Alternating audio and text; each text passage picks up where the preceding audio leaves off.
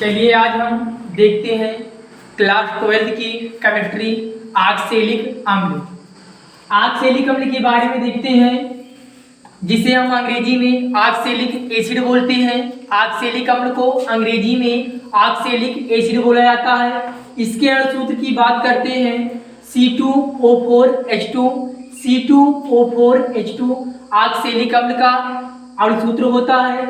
इसकी संरचना की बात करेंगे COOH सिंगल बॉन्ड COOH, जो आपका सिंगल बॉन्ड लगेगा वो हमेशा कार्बन के बीच में लगेगा। COOH single bond COOH। ये तो था हमारा ऑक्सैलिक अम्ल का अम्ल की संरचना थी। आगे हम बात करते हैं IUPAC नाम की। IUPAC नाम ऑक्सैलिक अम्ल का एथेन डाइओइक अम्ल। इसे हम IUPAC नाम में एथेन डाइओइक अम्ल बोलते हैं। कैसे बोलते हैं इसको हम? दो कार्बन के लिए ए तो होता है, प्लस दो कार्बन के लिए तो हो गया और दो के लिए हम डाई लगाते हैं, एथेन प्लस डाई हो गया। और COOH के लिए कार्बोक्सिलिक अम्ल में लास्ट टाइम में IUPAC नाम के समय ओइक अम्ल जोड़ देते हैं। इस प्रकार से ऑक्सैलिक अम्ल का IUPAC नाम हमारा एथेन डाइओइक अम्ल हो गया। अब देखते हैं ऑक्सैलिक अम्ल के विषय में आगे। डाई कार्बोक्सिलिक अम्ल की श्रेणी का प्रथम सदस्य ऑक्सैलिक अम्ल है। डाई कार्बोक्सिलिक अम्ल होता क्या है? ये भी हमारा एक कार्बोक्सिलिक अम्ल का प्रजाति है।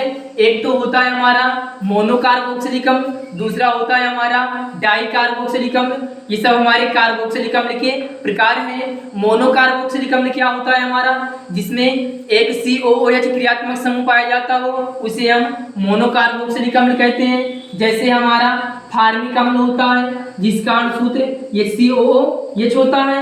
इसमें एक COOH समूह पाया जा रहा है, इसलिए हमारा ये मोनोकार्बोक्सिलिक अम्ल होता है। इसी में आपका एक और मोनोकार्बोक्सिलिक अम्ल जिसे हम एसिटिक अम्ल बोलते हैं, जिसका सूत्र CH3COOH होता है। ये दोनों हमारे क्या होते हैं? मोनोकार्बोक्सिलिक अम्ल होते हैं। क्यों बोलते हैं इनको मोनोकार्बोक्सिलिक अम्ल? क्योंकि मोनो का मतलब एक होता है और इसमें COOH क्रियात्मक समूह कार्बोक्सिलिक अम्ल का एक पाया जा रहा है, इसलिए इसको हम मोनोकार्बोक्सिलिक अम्ल कहते हैं। डाई कार्बोक्सिलिक अम्ल क्या होता है? जिसमें आपका दो COOH समूह पाया जाए, इसे हम डाई कार्बोक्सिलिक अम्ल बोलते हैं। जैसे हमारा मैलोनिक अम्ल होता है और ऑक्सैलिक अम्ल हो गया। लेकिन ये जो ऑक्सैलिक अम्ल होता है हमारा डाई कार्बोक्सिलिक अम्ल श्रेणी का प्रथम सदस्य हमारा होता है कौन? ऑक्सैलिक अम्ल होता है। तो देखते हैं इसके बारे में। डाई कार्बोक्सिलिक अम्ल श्रेणी का प्रथम सदस्य कौन है हमारा? ऑक्सैलिक एसिड ऑक्सैलिक अम्ल होता है। इसके बाद में जो ऑक्सैलिक शब्द है हमारा, ऑक्सैलिक अम्ल आया है जो हमारा, ये शब्द कहाँ से लिया गया है? ये ऑक्सैलिक अम्ल हमारा वर्ड जो है हमारा ऑक्सैलिक एसिड यानी ऑक्सैलिक अम्ल से हमारा जो है एक शब्द है हमारा, कहाँ का है वो? फ्रेंच का शब्द है, जिसे क्या बोलते हैं? ऑक्सैलिक्यू बोलेंगे। क्या बोलेंगे उसको हम? ऑक्सैलिक्यू OXALIQU ऑक्सैलिक्यू बोलेंगे। ऑक्सैलिक्यू शब्द का व्युत्पत्ति क्या है हमारा? ऑक्सैलिक एसिड है। और ऑक्सैलिक्यू जो शब्द है हमारा, एक ऐसा शब्द है, एक फ्रेंच भाषा का शब्द है। आगे फिर देखते हैं ऑक्सैलिक अम्ल को ऑक्सैलिक अम्ल किसने कहा, इसका नाम किसने रखा? तो दो वैज्ञानिक थे हमारे। एक तो हैं रसायन विज्ञान के जनक, जिनको हम आधुनिक रसायन विज्ञान का जनक लेवासिए जी। एक तो हमारे लेवासिए महोदय हैं और दूसरे मार्विय महोदय हैं। इन दो वैज्ञानिकों ने मिल करके इसका नाम क्या दिया? सबसे पहले ऑक्सैलिक अम्ल। किसको? COOH सिंगल बॉन्ड COOH यौगिक का नाम ऑक्सैलिक अम्ल उठा के रख दिया। फिर बात करते हैं उपस्थिति के बारे में, किसमें पाया जाता है?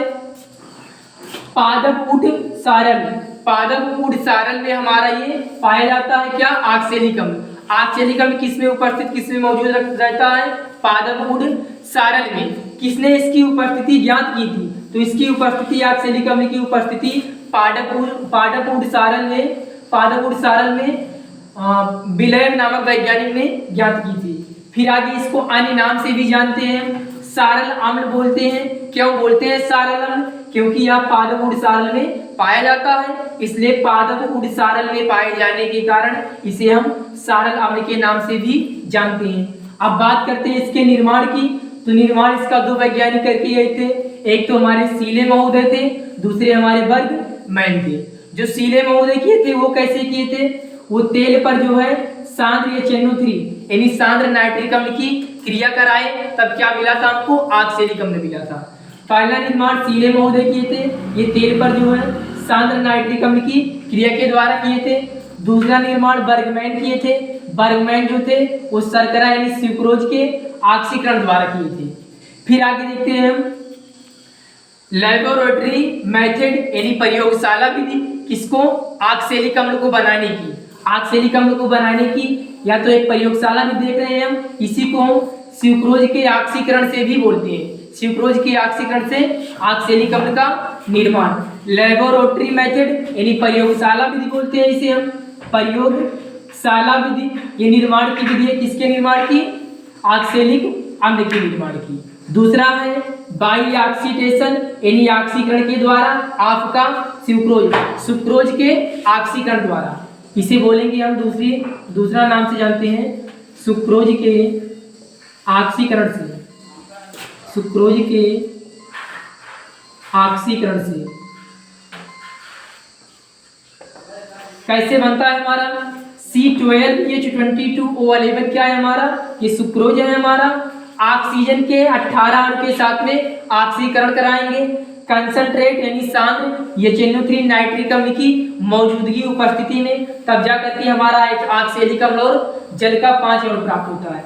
कैसे लिखेंगे इसको, होता क्या है, जब कंसंट्रेट HNO3 यानी सांद्र नाइट्रिक अम्ल की उपस्थिति में सुक्रोज का ऑक्सीजन के साथ ऑक्सीकरण कराते हैं तो ऑक्सैलिक अम्ल प्राप्त होता है। इसका रासायनिक समीकरण क्या होगा हमारा, C12H22O11 plus 18O2 sign of arrow, arrow के ऊपर हम कंसंट्रेट HNO3 की उपस्थिति दिखा देंगे, सांद्र नाइट्रिक अम्ल की उपस्थिति दिखा देंगे, तब 6 अणु हमारा ऑक्सैलिक अम्ल का बनेगा और 5 अणु हमारा जल का बनता है। कैसे बनता है ये, यहाँ पर ऑक्सीजन हमको बनाना क्या है, ऑक्सैलिक अम्ल बनाना है, COOH बनाना है हमको, क्योंकि हम इसी के निर्माण की प्रयोगशाला विधि पढ़ रहे हैं। तो कार्बन कितना है हमारा यहाँ पर 12 है, अगर हम 6 से गुणा करा देंगे इसमें तो कार्बन का हमारा 6 अणु मिल जाएगा पूरा। हाइड्रोजन कितना है हमारा, यहाँ पर 6 है और यहाँ पर भी है 6 हमारा 12 हाइड्रोजन हो गया। हाइड्रोजन है कितना हमारा यहाँ पर 22 हाइड्रोजन है, कितना है हाइड्रोजन हमारा 22 है, लेकिन मिल कितना हमको रहा है 12 मिल रहा है। बच कितना रहा है हाइड्रोजन हमारा, अभी 10 हाइड्रोजन का अणु हमारा बच रहा है। यहाँ पर ऑक्सीजन की बात करते हैं, 11 ये है 18 ये है, यानी 11 ये है प्लस 18 ये है, 8 1 9 2 2 1 1 2 हो जाएगा, यानी 29 अणु टोटल हमारा किसका है, ऑक्सीजन का पाया गया है, O2 का पाया गया है। तो ऑक्सीजन कितना है हमारे इसमें 6 ये है 6 ये 12 है, 12 ये भी हो जाएगा दोनों हमारा, 12 12 24 हो जाएगा। 29 में से 24 निकालेंगे तो 29 माइनस 24, 9 में से 4 जाएगा 5 बचेगा, यानी ऑक्सीजन हमारा शेष बच कितना रहा है 5 अणु बच रहा है ऑक्सीजन का। ठीक, अगर हम जल का 5 अणु यानी 5H2O निकाल लेंगे तो 5 अणु हमारा ऑक्सीजन का भी बैलेंस हो गया और 5 में 10 अणु हमारा जो बचा था हाइड्रोजन का भी बैलेंस हो गया।